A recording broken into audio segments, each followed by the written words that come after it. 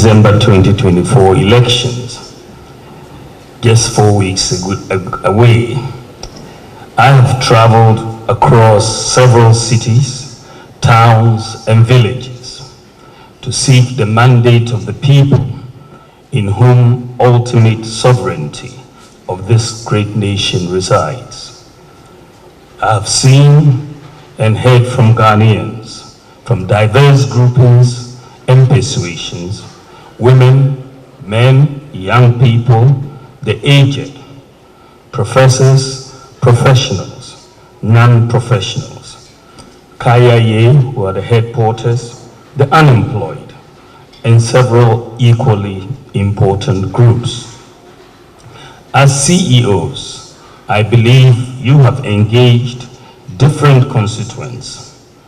It is in this spirit that I have looked forward to the maiden edition of the Presidential Manifesto Gala, themed Reigniting the Business Economy, a manifesto for innovation, accountability, and sustainable development, as an important opportunity to share ideas that will benefit our people.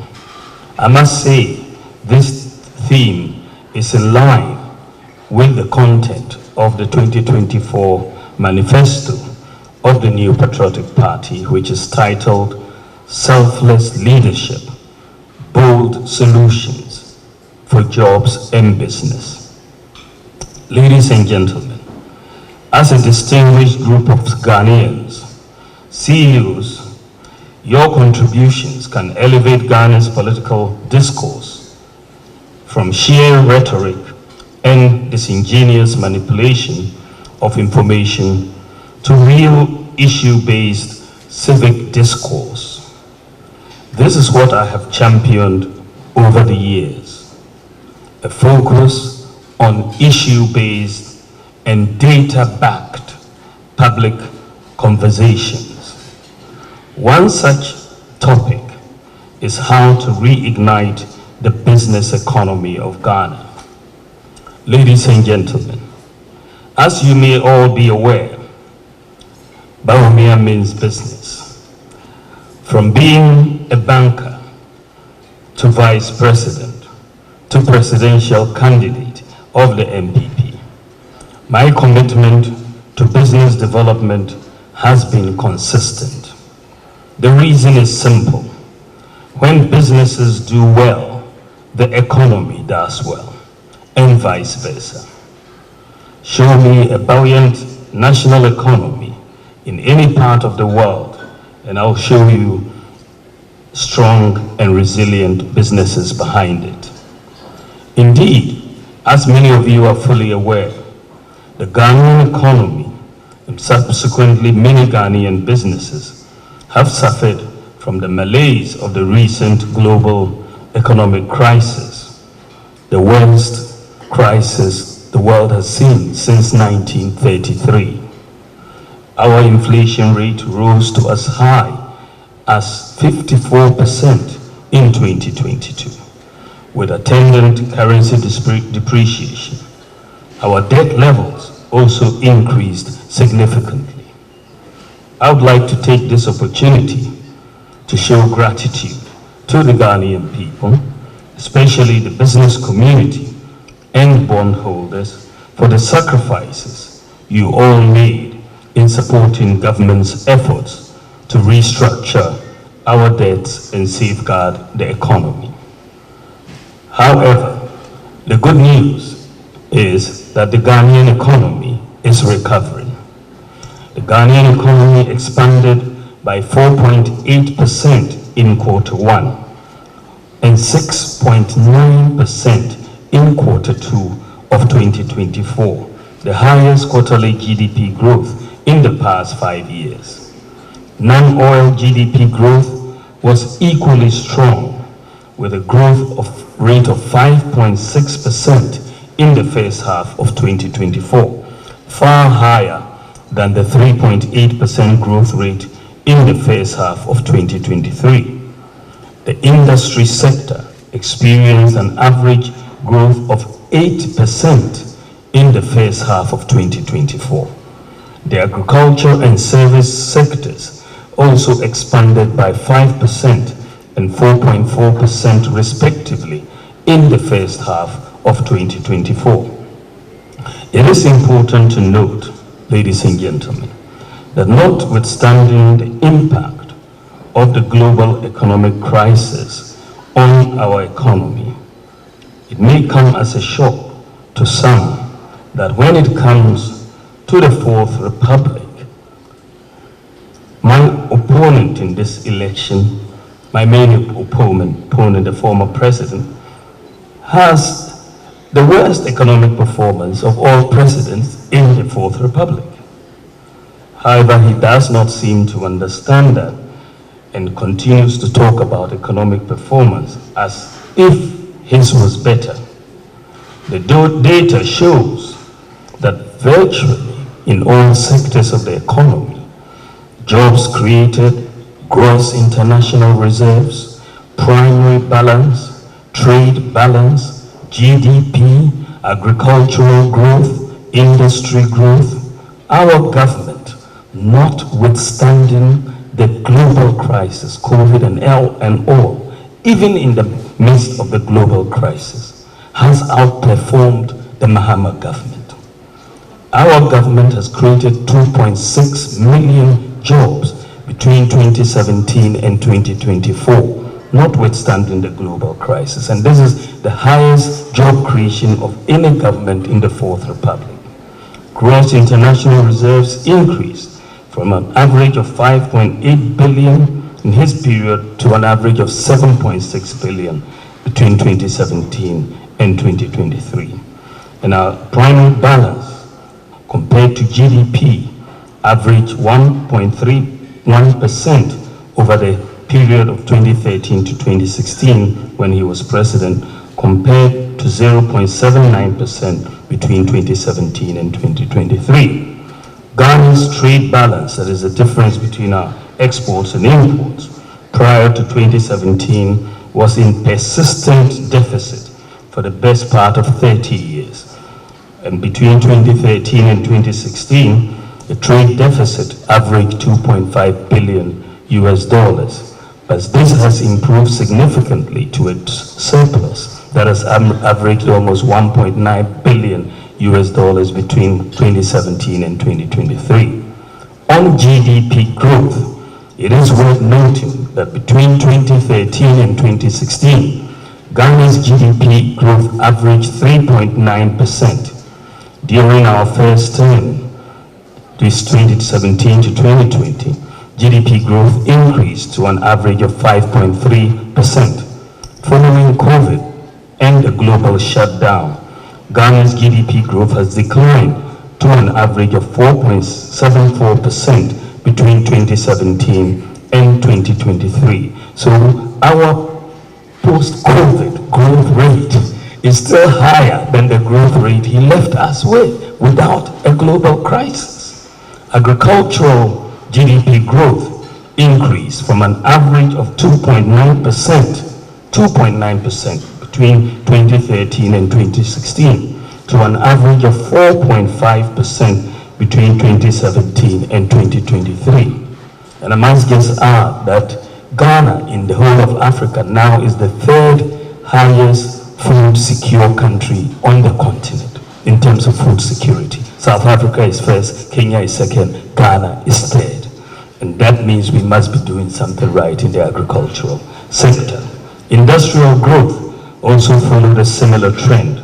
After averaging 3.3% between 2013 and 2016, it has increased to an average of 4.12% between 2017 and 2023.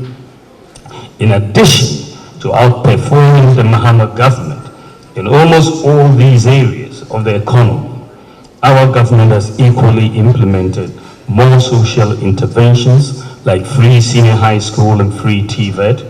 We have delivered more infrastructure, roads, railway, hospitals, schools, sports facilities, sanitation facilities, courts, fish landing sites, and so on across the country, notwithstanding the challenges the economy inherited and the global economic crisis that ensued. We have also digitalized the economy through various initiatives and implemented initiatives like the Ghana Card and mobile money interoperability. What all analysts from the IMF to the rating agencies agree on is that the Ghanaian economy will grow even faster next year. In fact, S&P puts its growth forecast for the Ghanaian economy in 2025 at an impressive 5.4%. I am even more optimistic that it is possible for us to hit 6% next year. And if, with your vote, we are able to implement the business-friendly initiatives which I have outlined in the MPP manifesto, some of which I will highlight this evening. Ladies and gentlemen, the Ghanaian economy has seen significant progress on several fronts, but we still have challenges. Many of you CEOs, especially those of you who do business outside Ghana, will know that the challenges we face are common in or to our sub-regional peers, and even throughout the global economy. More than ever, there is a need for continuous innovation if we are to triumph over the challenges that we face as a country. This is why I am proposing to upgrade Ghana through innovative bold solutions. It is important to note that the MPP government has demonstrated policy innovation in tackling some of the most challenging issues in our country in the last few years. In education, for example, we implemented a free senior high school and free TVET policy despite the odds. And the records show now that Ghana has the second highest education quality in Africa after Tunisia. In health, we have digitalized records of patients, simplified the NHIS enrollment process, and extended its coverage. Government is working on the ambitious Agenda 111 project. In this most ambitious health infrastructural project, we aim to improve the well-being of Ghanaians, increase life expectancy, and employ about 72,000 workers. Today, ladies and gentlemen, Ghana also has the largest medical drone delivery service in the world, and our drones are delivering medicines to 2,700 hospitals and health facilities across the world. In industry, our industrial policy has brought in 12 major vehicle manufacturing multinational companies, including Nissan, Volkswagen, Toyota, Peugeot, Suzuki, Kia, Honda, and Hyundai. A successful policy rollout, which again is now being frustrated by delays in passing the law, the Customs Amendment Bill of 2024, which will offer zero-rate custom tariffs for the inputs for assembling vehicles. We've also introduced a gold for oil policy aimed at reducing the continued dependence on foreign exchange to finance imports of oil products.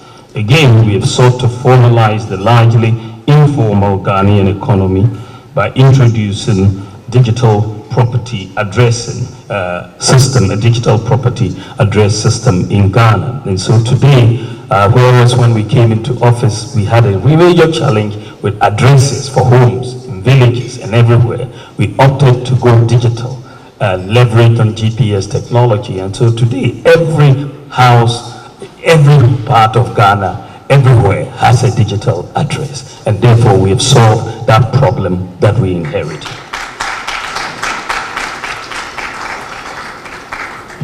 That's not all. The fourth industrial revolution is now underway. It is changing our world. The technologies driving this transformation, such as blockchain, artificial intelligence, data analytics, cloud computing, and the Internet of Things have disrupted entire industries. Through my digitalization drive, I have proven my knowledge of the issues and my readiness to guide Ghana, especially our young people, to take advantage of digital technologies to renovate and transform. And when I talk about digitalization, we digitalize not for the sake of digital, not for the sake of technology. We digitalize to solve economic problems. All the digitalization initiatives are aimed specifically at solving problems. If you're a nation without a national ID database, that is not a luxury to digitalize and have one. If you don't have an address system, it's not a luxury. You will digitalize and have that. If only 4% of your population has tax identification numbers, 4%, and through digitalization you can increase it in 1 year to 85%. That is not a luxury. That is very, very important for you to do. If you don't have financial inclusion, when we came in, 70% of the population had no access to bank accounts. 70%. Most of the population had mobile money accounts. And we said, well, how can we convert the mobile money accounts into bank accounts? Then came the idea of mobile money interoperability. We put the mobile companies and the banks on one platform, made it interoperable. And therefore today you move money between bank accounts and mobile accounts and different telcos. And Ghana has therefore now become the fastest growing mobile money market on the continent. And today, Ghana is the only country on the African continent with 100% access to financial inclusion. Only country on the continent. Because, in 2017, that when we did mobile money interoperability, you are going to get every Ghanaian will practically be able to have a bank account.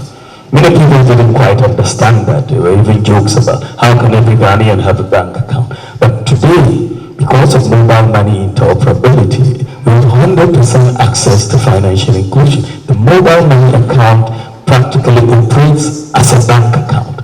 And many people today don't even go to the banks. They just use their mobile accounts and move money across, and so anybody who wants a mobile account can get one anytime, so that's the essence in which our mobile account is a bit different. So we're digitalizing to solve problems, not for the luxury of digitalization. The list of innovative and bold solutions is endless, and it proves a point. I am committed to sustaining our positive growth metrics and building a resilient economic structure capable of delivering broad-based and inclusive development. As leaders, you will agree with me that hardly can initiatives be 100% successful at the first instance. It is the commitment to the process and constant fine-tuning of them that brings transformation. The government I will lead, by the grace of God, beginning from January 7, 2025, will relentlessly pursue innovative thinking and boldly implement same to make a difference. When I win, by the grace of God, the upcoming 2024 national presidential elections. Just to mention a few things that I would like to do as president and how it relates to the business community. I know many of you in this room are eager to take advantage of the economic recovery to build back up your enterprises. Yet you may also be struggling with a big tax burden and huge penalties slapped on top of your tax arrears. Many of you are spending precious time that can be used productively, going back and forth with revenue officers over disagreements on what may be owed. I want to relieve you of that headache. If elected, I'll do so by introducing a radically new tax system beginning 2025. Second, from all my interactions with taxpayers, what you want is a tax regime that is easy to understand, easy to comply with, easy to enforce, softer on the taxpayer, and certainly not dependent on discretion of the tax collector. I pledge to give you this. We were looking very seriously about what is the most efficient tax system globally. Which countries have the most competitive tax systems in the world? We found out that for the last 10 years, one country consistently has been number one in the world in terms of tax competitiveness, and that is Estonia. So I took my team and we went to Estonia to see what is it that they've been doing to be able to be number one persistently for the last 10 years. They've met with their president, prime minister, finance people, tax authorities. We took a team, private sector, and all of that, the digital fintech companies and so on. GRA and all of that. So we looked at what they did. And of course, Estonia used to be a Soviet country and then they transitioned. But they just implemented a simple flat tax system that is very easy for everybody to understand. If it's a 10%, it's a 10%. If it's a 20%, it's a 20%. But it's a flat tax system. We looked at it, we've studied it very, very carefully. And my government is going to introduce a flat tax system of a percentage of income for individuals and businesses with appropriate exemption thresholds set to protect the poor. We will simplify the corporate tax system. We will reform the value-added tax regime by merging all the levies into a single line item levy and treat the merged levy as part of input and output VAT. The new system should allow you to complete your tax return in minutes. Ladies and gentlemen, my government in coming up with this new tax system and considering what businesses have gone through in Ghana following the great global crisis that we have faced, my government will provide a tax amnesty that is a complete exemption from the payment of prior taxes due to the waiving of all associated interest and penalties to individuals and businesses who failed to file in previous years. The intention, like all amnesties, is not to reward bad behavior, but to give the beneficiaries a fresh start.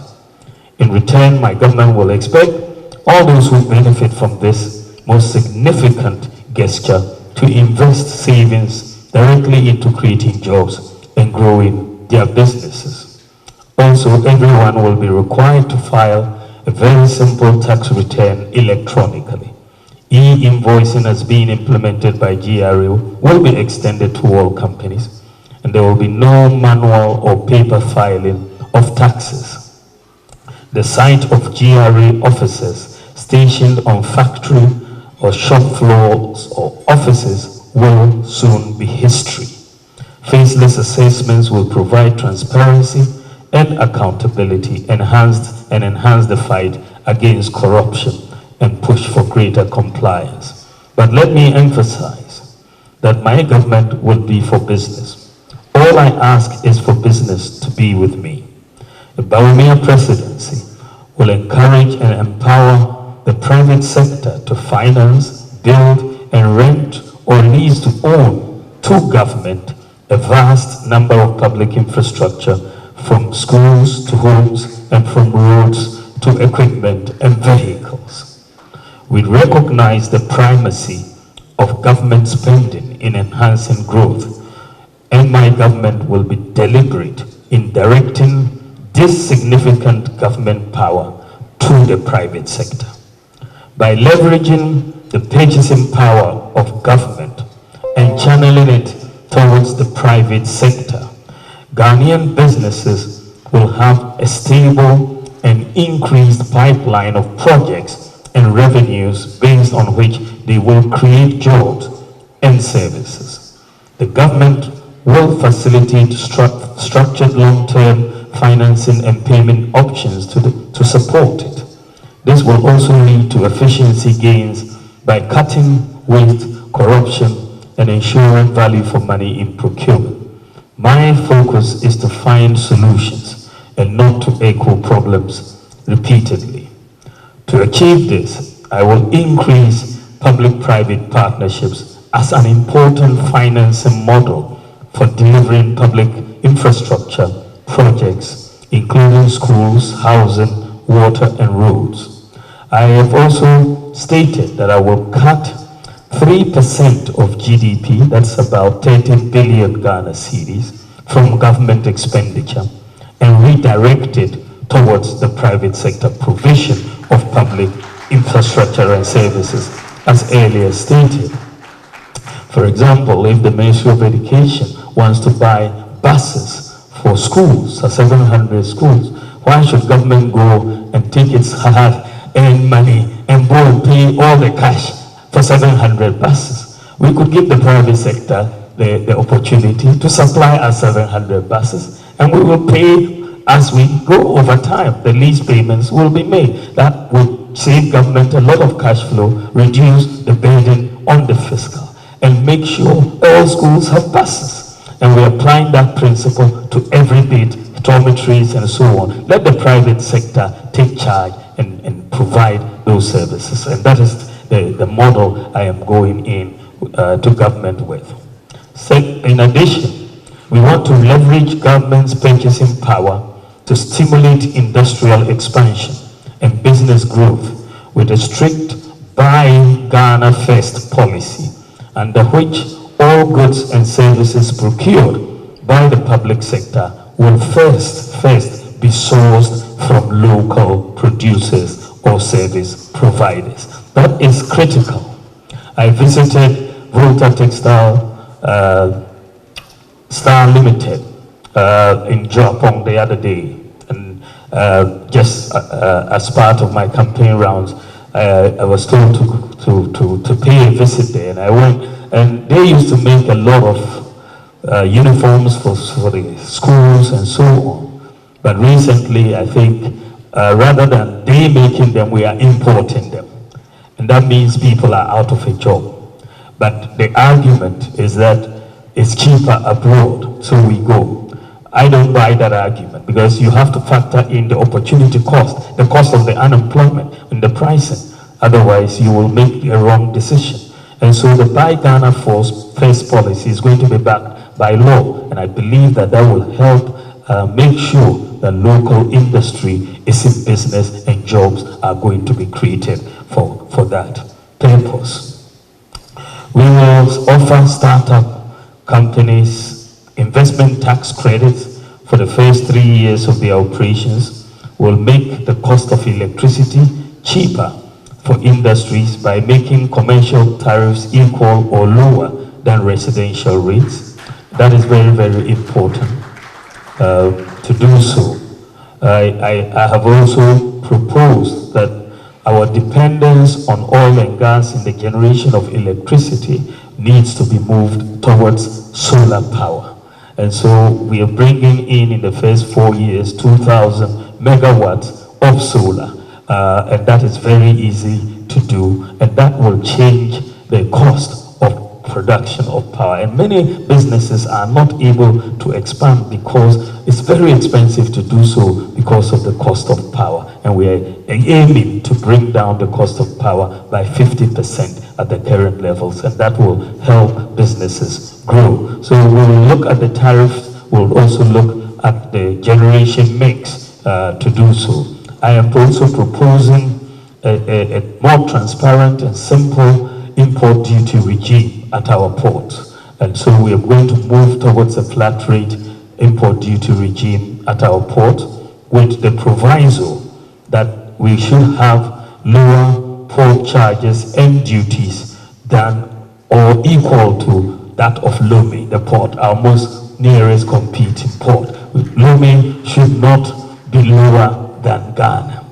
right? We should be the same or we should be lower, and that is where we are going to go. Ladies and gentlemen, today we made history when I launched the first individualized credit scoring regime in Ghana.